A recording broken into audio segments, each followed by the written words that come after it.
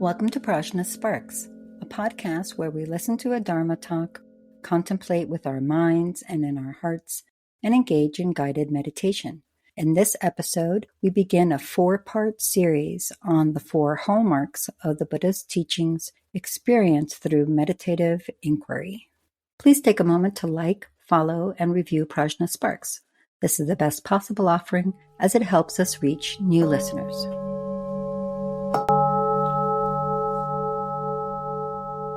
The Buddha's teachings are really vast.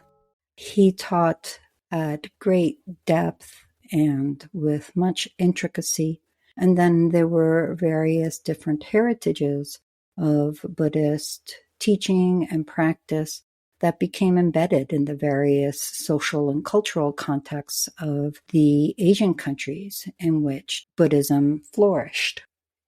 It sometimes may seem really hard to see much commonality when you look at all of these Buddhist heritages, which have very different ways of putting the teachings into practice, interpreting what the Buddha said, and even at times differing as to what the content of those teachings were. There is a teaching in the Tibetan Buddhist heritage called the Four Hallmarks or Four Seals of the Buddha's teachings, which describe 4 elements that are hallmarks, characteristic of all the Buddha's teachings. We also see these principles and teachings of the southern schools, such as in Sri Lanka, Thailand, Myanmar, etc., in what are called the 3 marks of existence, characteristics that are seals or hallmarks of everything that we experience in samsara. And it's a really good way to get to the heart of what the Buddha is teaching. It's also a really good way to get to the heart of our own experience, to go really deeply into the reality of that experience right within our own lives, our own hearts, and our own minds. So let's look at what those 4 hallmarks are.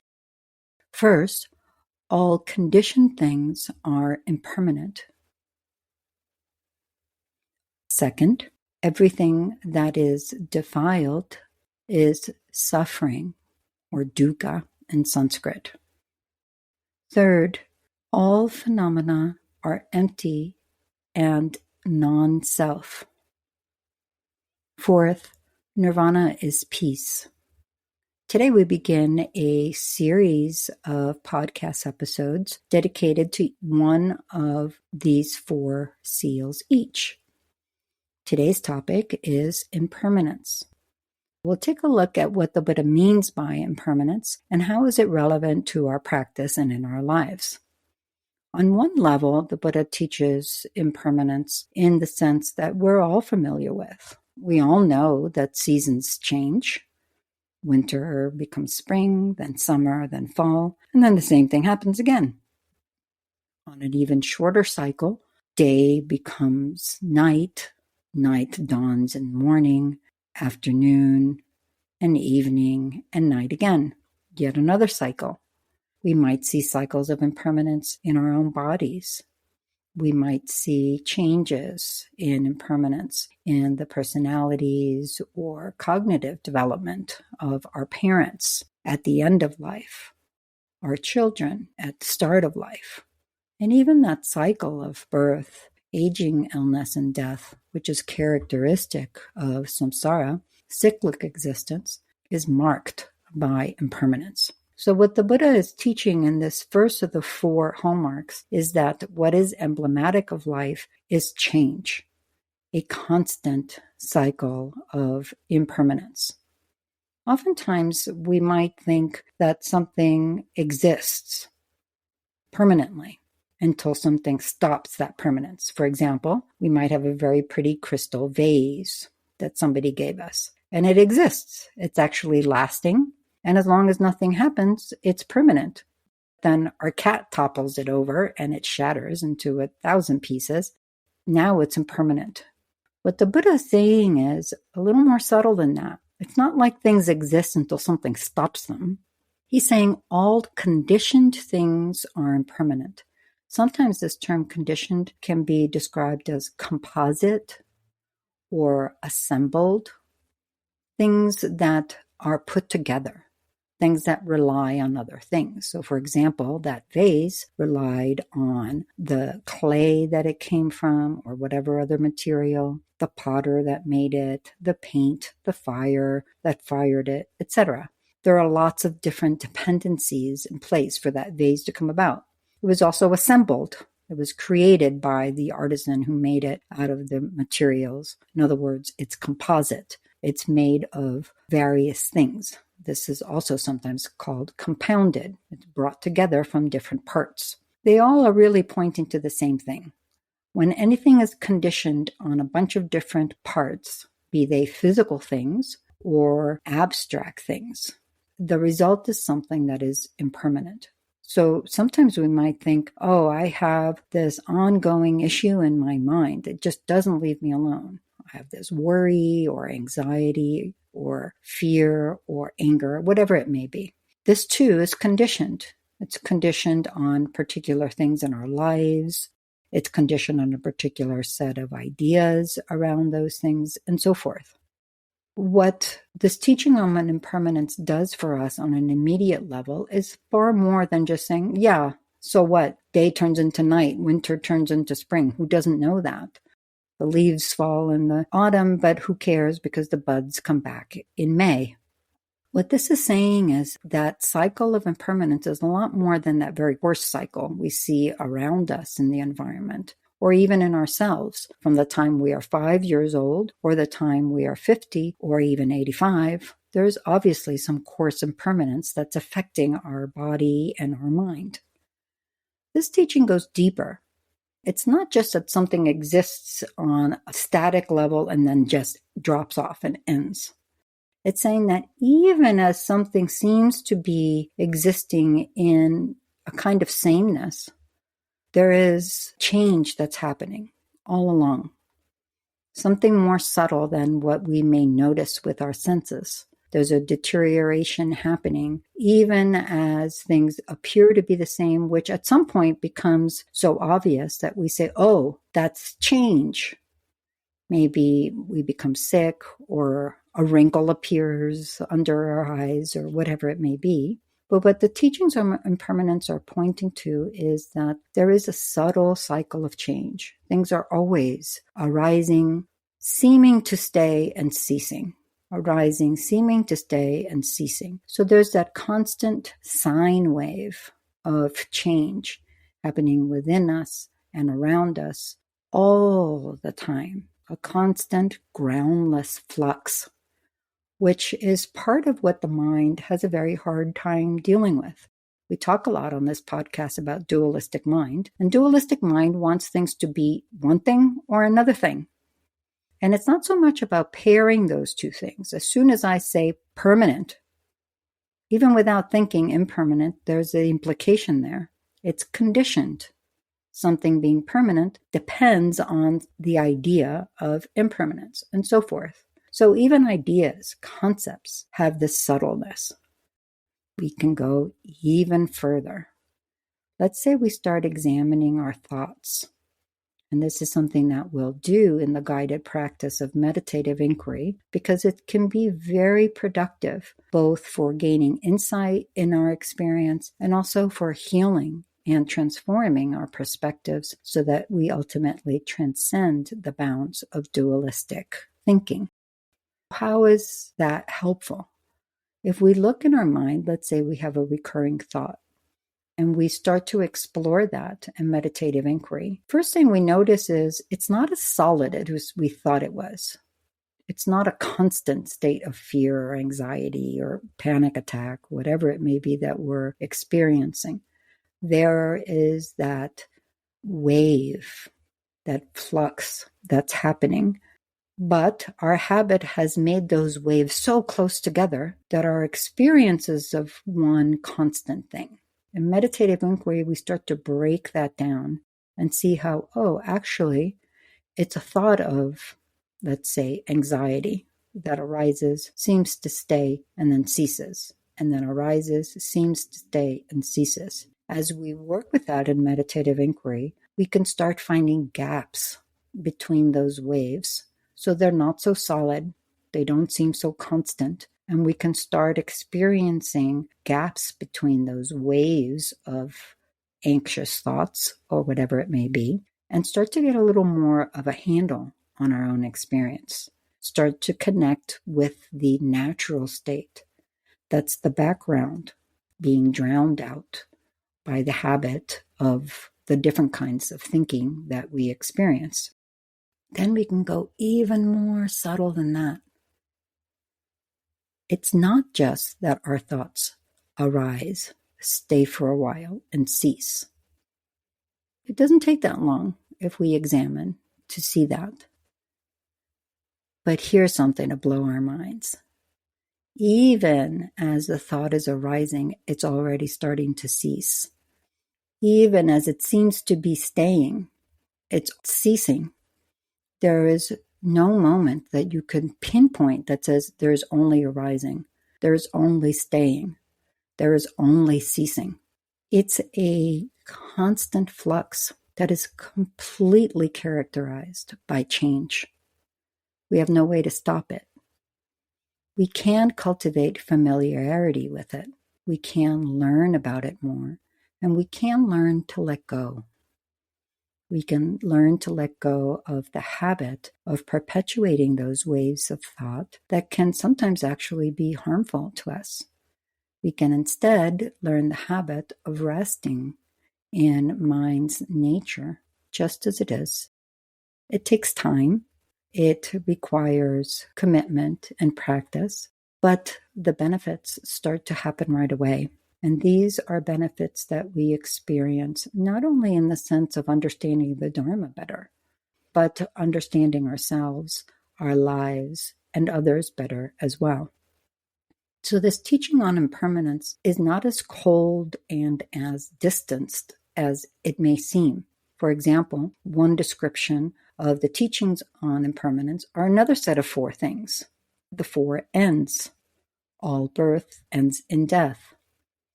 All meeting ends in parting.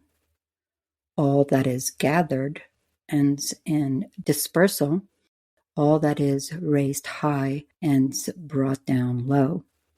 This can sound really depressing. It's a teaching on course impermanence in general.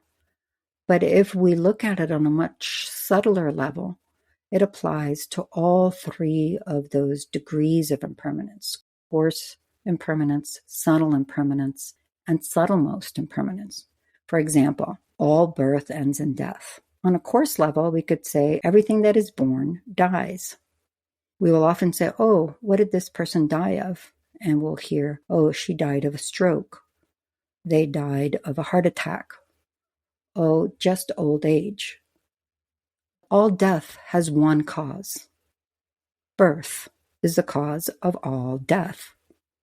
And it's not just on a coarse level, the level of our body and mind parting ways. On a subtle level, those waves of thought have a start and a finish. We can identify, oh, I was thinking about that and then something happened and I got distracted and I stopped thinking about that. Or I was angry, but I burned through it. I got over it. That anger ended. And then something else happened. On a subtlemost level, we discover that constant birth, staying, death, birth, staying, death, birth, staying, death, birth, staying, death. That's happening all the time. It's very loud, cacophonous. In some ways, we can understand the itch to grasp onto something and to make it more real, more permanent.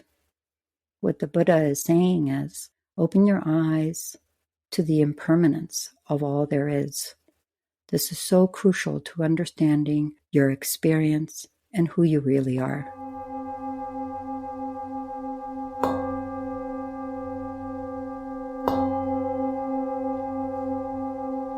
Here are some seeds for your contemplation over the coming week. Feel free to ask us any questions via email, Instagram, or Facebook. Links are in the episode notes. As you go about your everyday activities in the coming week, try to catch yourself when you think, oh, this is not going to end. Maybe it's an argument, or maybe it's, oh, I wish this would never end because there's a beautiful double rainbow, or a wonderful friend that comes to visit.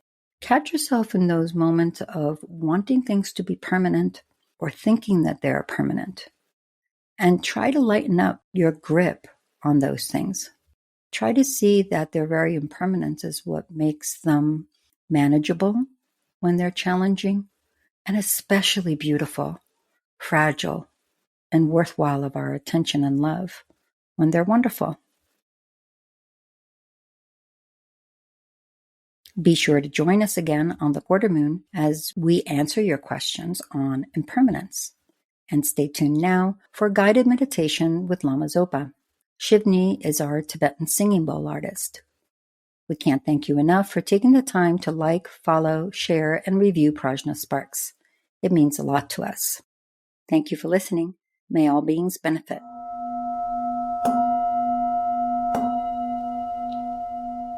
Hello, friends, and welcome. For this meditation, we will be turning our attention to impermanence, particularly the seal of impermanence that marks the Buddha's teaching, as we have just heard described.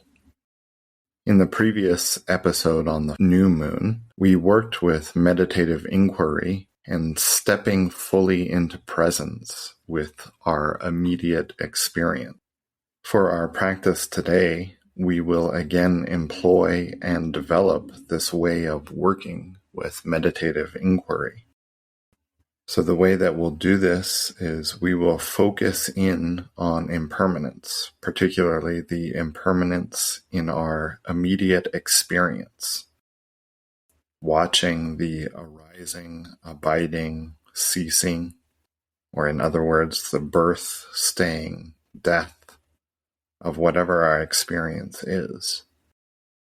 While this is pretty straightforward and easy to explain and to understand, practicing it in meditation can often be more challenging. So, let's give it a shot, since it is incredibly rewarding as well.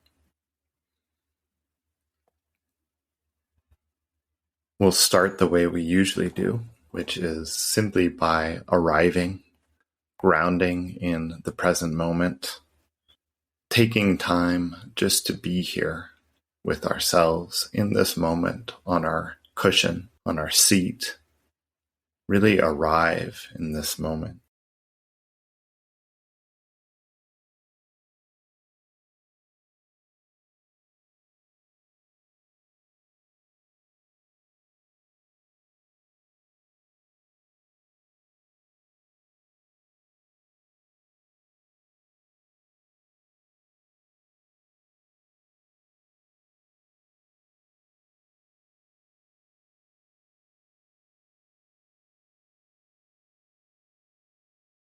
Having opened our practice with that, let's now do a couple of minutes of shamatha, tranquility meditation, where we just focus one-pointedly on the breath or whatever meditation object feels appropriate to you in this meditation session, honing our awareness to that one-pointed sweet spot where we are neither distracted nor agitated, dull and sleepy, nor overly excitable, and instead just finding that beautiful spot of our attention where it's resting, calm, easeful, yet alert.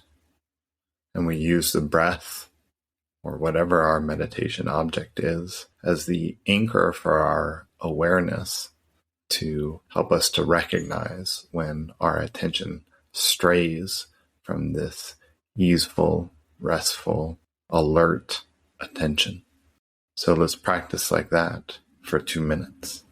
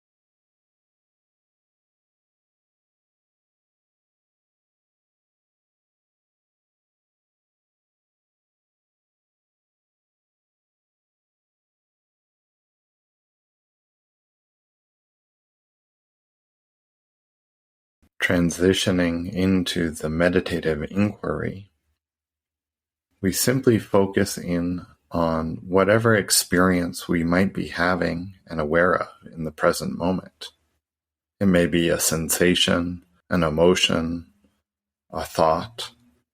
Anything's fine and fair game for this practice. There's nothing that we have to force or make happen. We simply just look to our experience. Allow yourself to become aware of it with kind, open curiosity. You don't need to drive it away if it's something you don't like or feels unpleasant, nor do you need to make it last if it's something that feels good or pleasant. Just become present with the experience in this moment.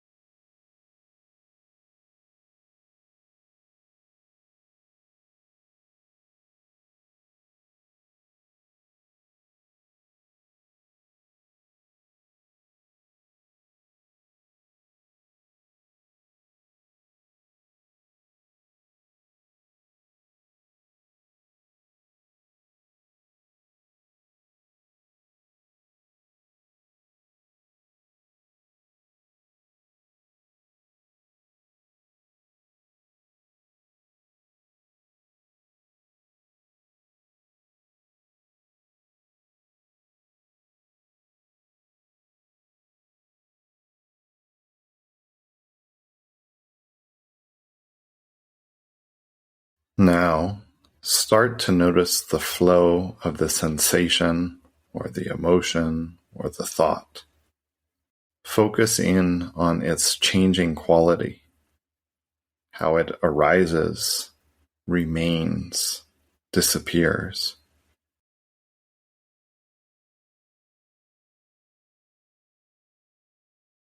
You might notice how quickly this happens, or it might feel to you that the sensation, the emotion, the thought feels solid, weighty, unchanging. You might almost identify with it as yourself. But whatever your experience is, look deeper. Dig down to that subtle flow and just watch. Allow.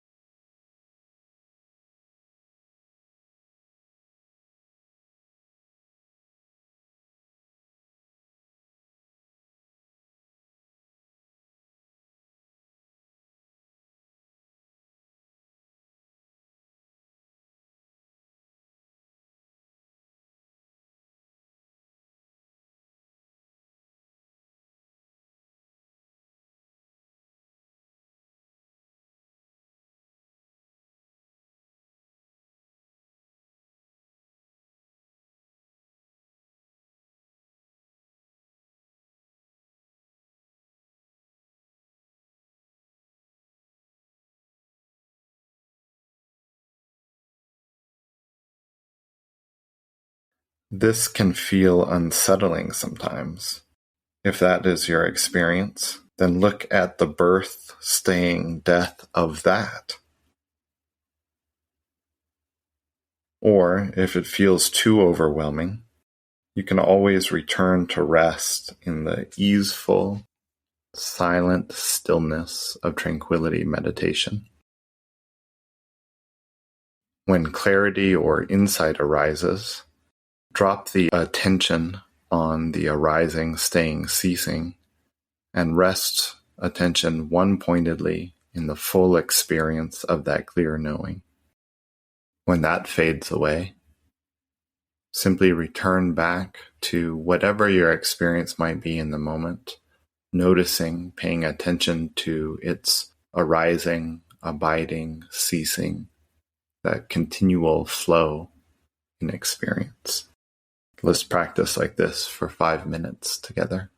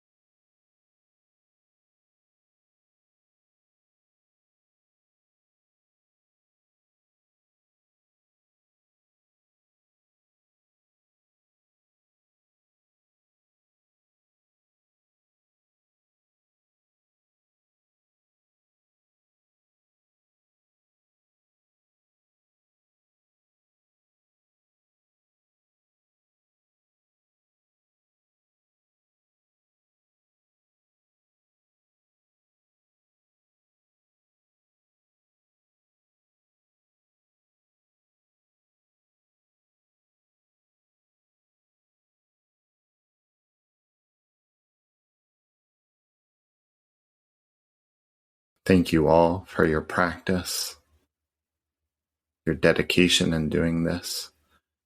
It really is such a wonderful practice, and I am so happy you joined us for it.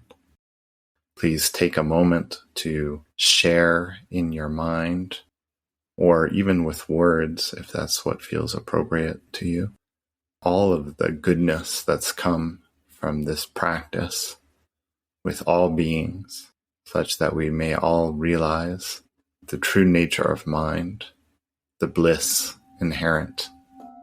Thank you.